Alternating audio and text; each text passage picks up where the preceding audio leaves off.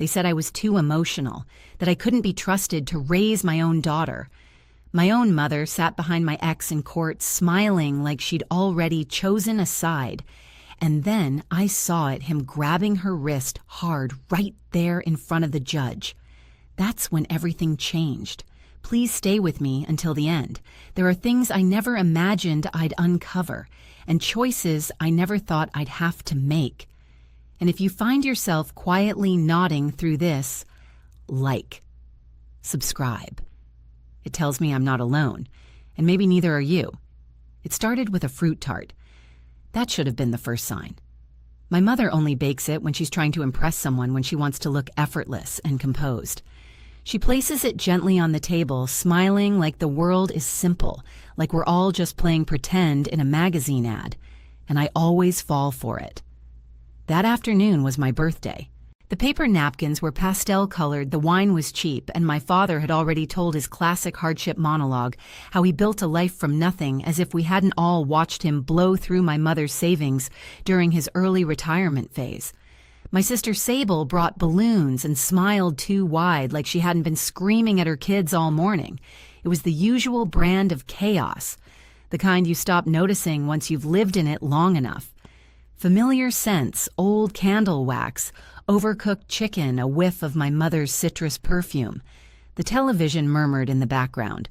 Someone was always mid-complaint, and I played along, smiled like I wasn't exhausted, laughed in the right places, kept my shoulders relaxed and my voice breezy. Because that's what I was trained to do. You grow up learning how to survive your own family. It's a language unspoken but strict. Don't challenge. Don't confront. Don't draw attention to what you're feeling. Play light. Be small. Blend in. I did all of that. Until my phone rang. I blinked when I saw the screen. Lily. My daughter never called me from the same house. She usually just appeared at my elbow asking for juice or Wi-Fi passwords or a hug. But this time, she called. Her voice came out as a whisper. Get out. Now. I froze. The room didn't stop, but the air shifted. My stomach dropped like someone had knocked the floor out beneath me. Lily! What happened? I asked, already standing. Just get out of the house, she whispered, trembling. Please. Right now. I didn't ask questions. I didn't say goodbye. I walked out. Past the fruit tart, past the wine glasses, past my mother's tight smile, and my father's tired eyes. I didn't even glance at the door or grab my shoes. Just moved. Like my body knew something my mind hadn't caught up to yet. Outside, the air was warm. There was a faint smell of freshly cut grass and perfume wafting from the open windows. Lily stood by the driveway, backpack on one shoulder, staring straight at me. She wasn't crying, but her eyes looked hollow. I ran to her. What happened? Are you okay? I asked, breathless. She didn't answer, just said, Can we go? We got in the car. Quietly, without a word. No one followed. No one shouted after us. I drove until we reached the parking lot behind an old garden center. It was abandoned, tucked behind a row of trees. I parked and turned to face her. We're alone now. Tell me what happened. She stared straight ahead, her voice flat. I don't want to go back. Not to Grandma, not to Grandpa, not to that house. Never again. It felt like someone had reached inside me and wrung out my lungs. I whispered. Why, she shook her head. Please don't make me go back. I didn't ask again. I just nodded. I won't. We sat there in silence. Her hand fidgeted in her lap. I kept my eyes on the steering wheel, my knuckles white. My heart was pounding not from fear, but from something else. Shame, panic, confusion. I should have known. I lived in that house. I knew those people. So how had I missed it? What could possibly make my 8-year-old daughter call me from the same house and beg me to run? But the truth is, this wasn't the beginning. Not really. It was just the spark that lit everything on fire. Before all of this, there was a whole life. A slow, quiet suffocation. The kind you survive for so long you start to think it's just how things are. Let me tell you how we got here, because betrayal doesn't always come with fangs. Sometimes it sounds like your mother laughing from the kitchen while plotting how to take your child away. It wasn't always this bad, and that's the part that still haunts me, because I used to believe that one day they'd see me, that all the effort, the keeping quiet, the doing what was right, it would count for something. That family meant safety. But in my house, being the eldest daughter didn't make me a leader. It made me the test subject, the one they could push harder, the one who owed them everything and asked for nothing. When I got my first job at a local bakery, elbow deep in flour before sunrise, I came home proud. I thought they'd be happy for me. They were. But not because of what I achieved, because I could finally start paying bills. We all contribute in this house, my mother said, already eyeing my paycheck. I handed over half of it, every week, quietly. Even when I couldn't afford the jeans I'd been eyeing for months, my sister Sable. When she reached the same age she got to sleep in, go shopping. Not once was she asked to work. When I asked why, my mother shrugged. She's just not built the same way as you, she said, like I was a kitchen appliance and Sable was fine china. So I swallowed it. Because that's what you do. You convince yourself you're noble. That sacrifice is strength. That carrying the weight makes you worthy. I told myself it didn't matter because I had plans, a future. I went to college, got a job, built a career. I married a man named Daniel.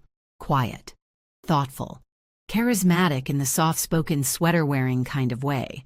I thought I was lucky. Turns out, I just hadn't read the fine print. Daniel worked part-time, said he wanted to be more involved in Lily's life. I didn't mind. I liked my job better than liked it. It gave me identity, purpose. And besides, I thought if we were a team, why question the balance? But balance can be deceiving, especially when it slowly starts tipping.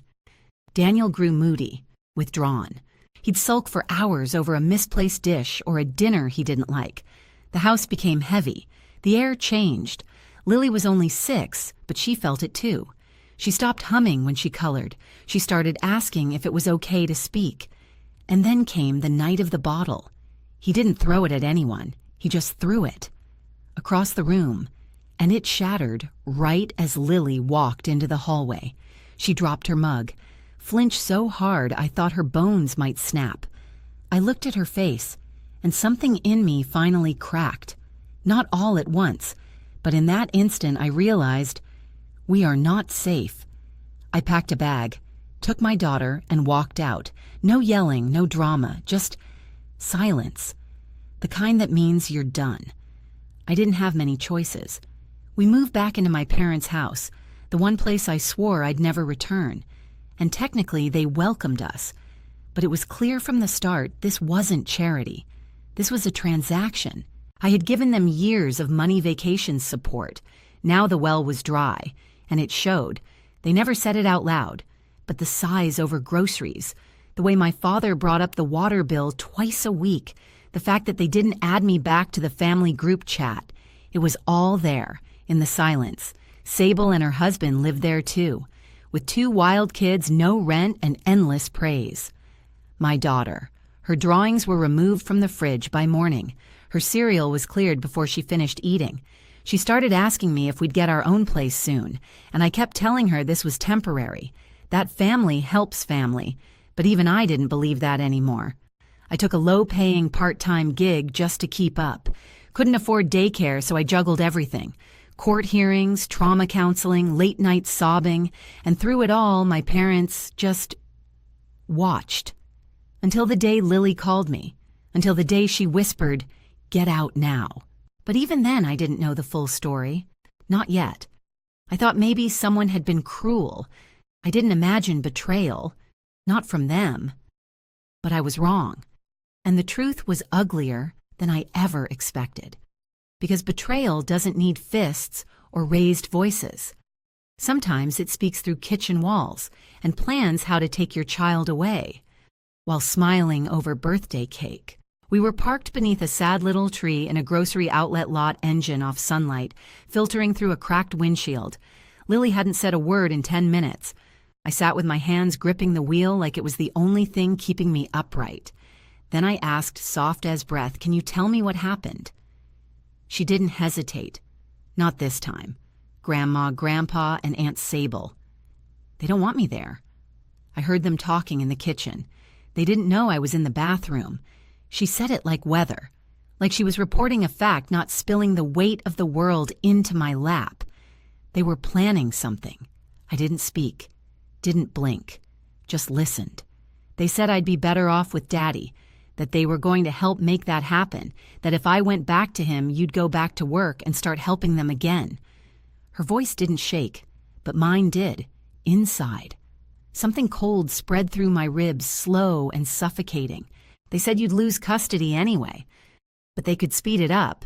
They said they'd plant something in your room, like drugs maybe. So it would look bad. And then they'd call child services. Silence. The kind that throbbed in my ears. I turned to look at her. She was staring out the window, tight-lipped, still. And you're sure I asked, though I already knew the answer. She nodded. They said it all.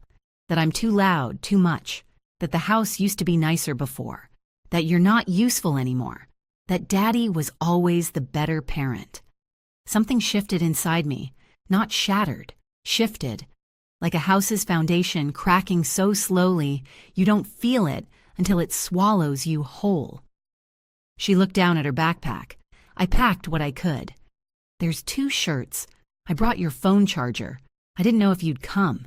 That broke me. My daughter had packed a bag and prepared to run, because she overheard her own family plotting to erase me from her life. And I, her mother, the one who's supposed to protect her, had been sitting downstairs smiling at a fruit tart. I didn't say another word. I started the car. I didn't go back for clothes, or my toothbrush, or answers. I didn't send a message. I just drove. Straight to the one place I trusted. Travis. He's been in my life since we were 12. He once dyed his hair orange to make me laugh during my braces phase. Never tried to fix me. Never tried to save me. He just showed up. He opened the door in one sock, holding a mug of lukewarm coffee. I said, "We need a place to crash." He looked at Lily, then back at me, and simply stepped aside. That night we slept on his couch. Lily curled into me like a knot. She didn't cry. I didn't either. We were too stunned to break. My phone buzzed 17 times. I didn't check once. In the morning, I brushed Lily's hair, packed her lunch, scribbled a doodle of a crooked cat on a napkin. "You're brave," I whispered. She nodded, didn't smile, just took my hand and walked to school. And of course, they were waiting. My parents, outside the gate. Smiles stretched tight over rotting teeth. My daughter froze. I squeezed her hand. "Go in, baby. I've got this."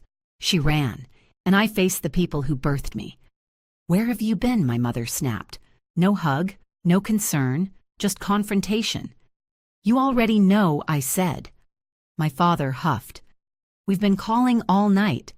You took her without saying a word. I removed her from a house where people were plotting to ruin my life." My mother blinked. "Excuse me?" "She heard you in the kitchen while you were planning your little custody sabotage." "That's ridiculous," she said, eyes darting. She misunderstood. Did she misunderstand the part about planting drugs in my bag? Her mouth opened, then shut. The flush creeping up her neck told me everything I needed. "You've been stressed. You left your job. You're unraveling. I've been fighting for my daughter, while you plotted to hand her back to a man who threw a bottle at a wall she was standing near." "That's not fair," my father muttered. "We helped you." I laughed. "You mean after I paid your mortgage for years, after I covered your Portugal vacation and bought your espresso machine?" That helped. My mother's eyes narrowed. "This is about money now. This is about loyalty, which you traded for free babysitting and beachside cocktails. We just wanted what's best for her." "No. You wanted what's easiest for you." There was a long silence. I looked at both of them. Really looked, and saw strangers. "You want comfort? You'll have it. Starting now. You will never see me or her again. Don't be dramatic," my father said. I turned. "You haven't seen dramatic yet," and I walked away.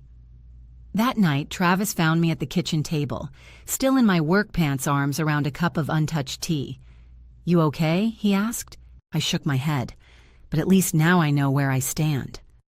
Lily padded into the room in pajamas holding the crooked cat napkin. She didn't speak. She just curled into my side. I didn't cry. I didn't have to, because that moment told me everything I might have lost my parents, but I hadn't lost her, and I'd burn the whole damn world down before I let anyone take her from me again. You'd think after everything, after the escape, after the confrontation, I'd be able to breathe. But peace never comes that easy. Not when you're a single mom with no job security, not when you're sleeping on your best friend's pull-out couch and using half a paper towel roll as a napkin dispenser, and definitely not when you know your own parents just tried to erase you. But Travis, he never made me feel like a burden. He brewed coffee without asking. He made pancakes shaped like dinosaurs for Lily. He let me cry without trying to fix me. And never, not once, did he say, "So what's the plan?" Because the plan was survival, and sometimes that's all you can do. Lily was adjusting. Slowly. She still startled at loud noises, still had nightmares sometimes, but she started drawing again. Little comic strips, wolves, fighting snakes, protecting their cubs, always winning. I didn't ask questions, I just bought her better markers. And then one morning, while I was brushing her hair, she asked it, "Will I have to talk in court?" I froze. She looked at me in the mirror, calm but afraid. "If I want to stay with you, will I have to tell them I swallowed?" "Yes. But you don't have to be scared. Just be honest." She nodded, like it was already decided, like she'd been preparing longer than I had. That night, I curled up in Travis's guest room with my laptop and started combing through documents. I found every text Daniel ever sent me, every threatening message, every "you'll regret this," every gaslighted apology. I dug up receipts, financial transfers I'd made to my parents, travel bookings, the espresso machine I'd bought them that still sat on their counter. I built a timeline, quietly, thoroughly, and that's when I saw it, scrolling through Instagram to check if Lily's school posted anything from the art display. There they were, my parents, Daniel, Sable, on a beach, tan, smiling, drinks in hand. Caption: "Family first. So proud of the kind of dad he is to our granddaughter." I didn't throw the phone, didn't scream, just turned the screen to Travis and whispered, "Well, that explains why they've been quiet. They've been tanning their betrayal." He didn't say anything. He just handed me a cookie. That's why I love him. A few days later, they knocked. Child Protective Services, 9:00 a.m. on a Thursday. Lily was brushing her teeth. I opened the door in mismatched socks. Travis was in the kitchen fixing a faucet with a wrench so tiny it looked like a joke. The CPS agent had a clipboard and eyes that scanned like searchlights. Her partner hung back inspecting the walls like we were hiding contraband in the outlet sockets. "We received a report," she said. "I didn't have to ask who sent it, but I did. Your parents," she confirmed. Of course. They said I was unstable, said I ran off with Lily, said I didn't have a permanent home, that I was exposing her to strange men, which I guess meant Travis, who was currently pouring juice into a unicorn-shaped cup. They interviewed Lily, inspected the fridge, checked the bedroom, asked about routine discipline support system, found nothing, said we'd hear back if further action was necessary. I thanked them with the warmth of a freezer door, closed it, then locked myself in the bathroom and threw up. I knew it wasn't over. Not yet. The court date was set, and my lawyer, bless him, wore a flamingo tie to the first meeting and a grim expression to the second. "Julia, this is serious," he said over a salad neither of us touched. "If your parents testify for Daniel, it won't just hurt. It could bury you." I didn't flinch. I'd already been buried once. Now I was the one doing the digging. They know you. They can paint a narrative: emotional instability, poor decision-making, financial stress. It'll hold weight. "Do you think I'll lose her?" He sighed. "Not if she speaks." Later that night, I told Lily if she wanted to stay with me, she might have to testify. She didn't blink, didn't ask what it meant, just said good, and went back to sketching her wolves. This one had the snakes wearing granny wigs. I almost laughed. Almost. Because something was shifting. They'd come for my motherhood. They'd tried to strip it with smiles and whispers and custody loopholes. But what they forgot is that mothers aren't made in courtrooms. We're made in the moments no one sees, in midnight drives, in couch naps, in juice cups shaped like unicorns, in comic wolves that tear betrayal to shreds. And I was done hiding, done hoping, done waiting to be rescued. They wanted a fight. Good. Let's go to court. The courtroom smelled like old leather lemon-scented air freshener and tension, the kind that sits just beneath your skin, like a warning. Daniel walked in like he was starring in a documentary about misunderstood fathers. His suit looked borrowed, too new, too pressed, too unfamiliar. Behind him were my parents sitting in the row directly behind his chair, like loyal spectators, like they belonged to him now.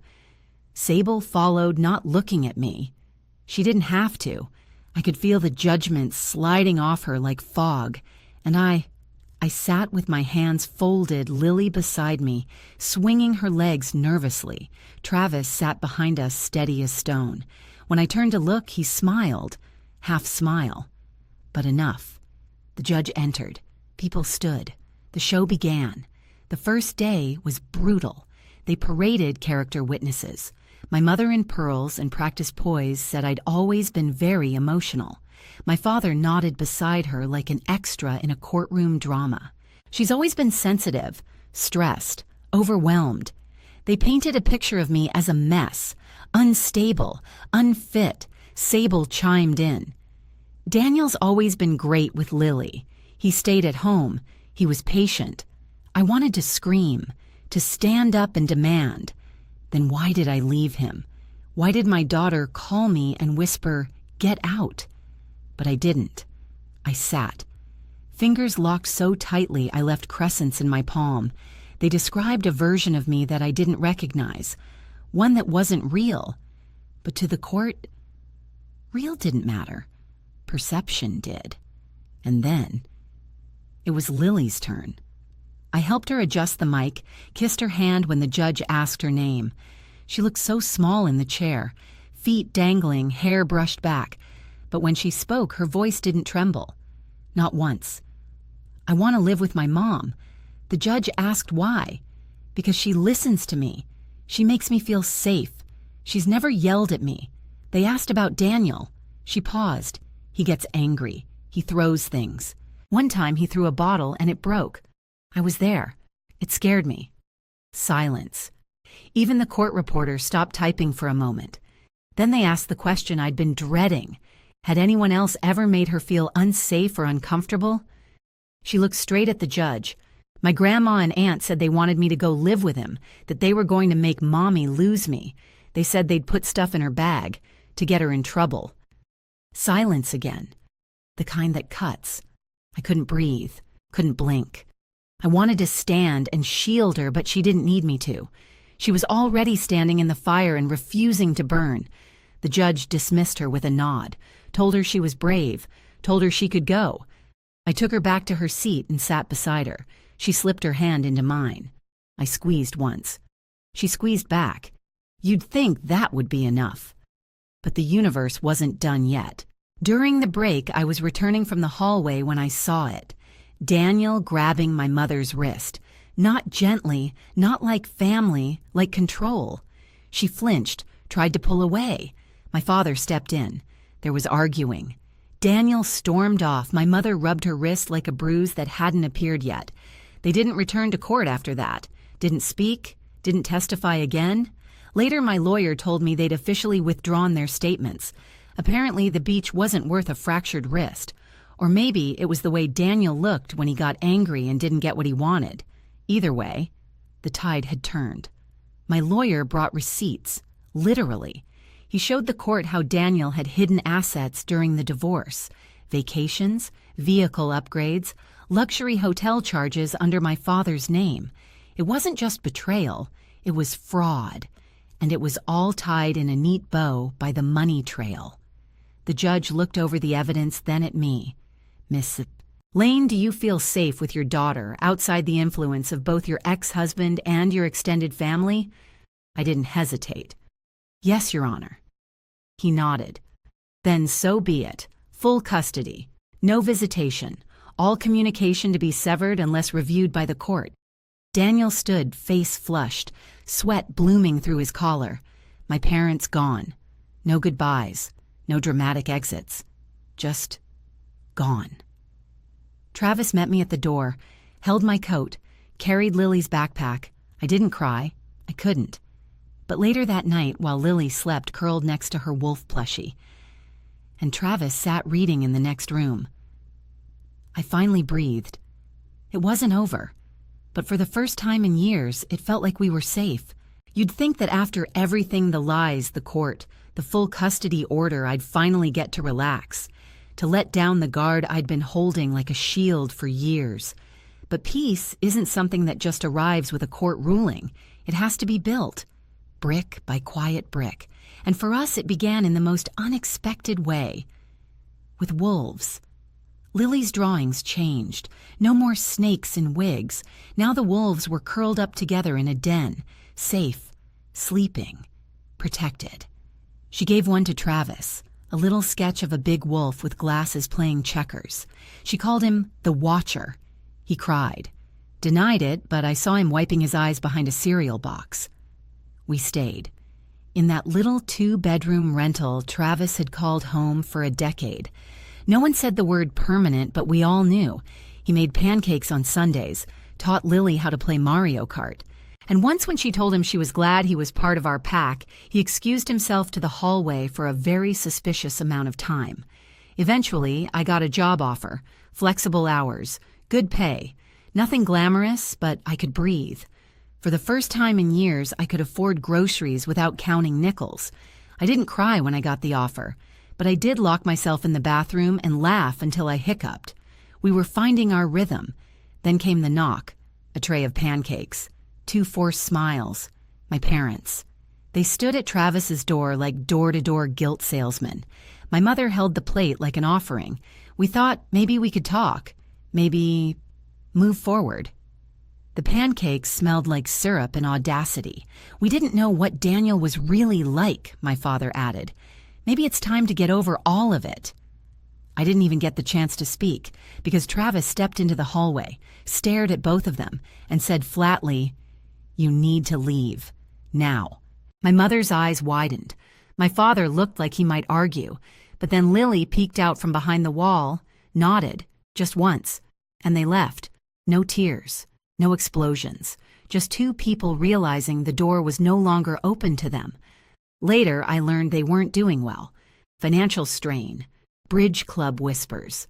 Some family members cut ties after learning what they'd done, how they'd tried to frame me, betray their own granddaughter, and then pretend it was all a misunderstanding. Apparently, plotting to get custody back through sabotage doesn't sit well with your mahjong group. As for Daniel, he disappeared, lost his job. Last I heard, he was living in a basement suite behind a gas station, still blaming everyone but himself. And me, I didn't get rich, didn't buy a yacht or move to Paris, but I got something better. Lily. Laughing again. Sleeping through the night. Painting wolves and whispering secrets to her plushie. Travis, whose love came not in grand gestures but in small, consistent acts, bringing home her favorite juice, fixing the leaky sink, holding my hand under the grocery store fluorescents when anxiety hit like a truck. And me, Julia, not broken, not ruined, rebuilt, not perfectly, but truthfully.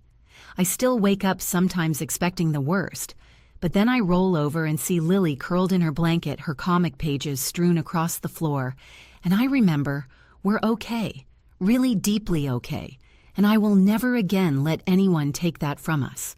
Have you ever had to walk away from the people who were supposed to protect you? Drop your story in the comments, and if this hit close to home, you're not alone. Like, subscribe, and never forget. Sometimes the strongest move is standing up and walking out.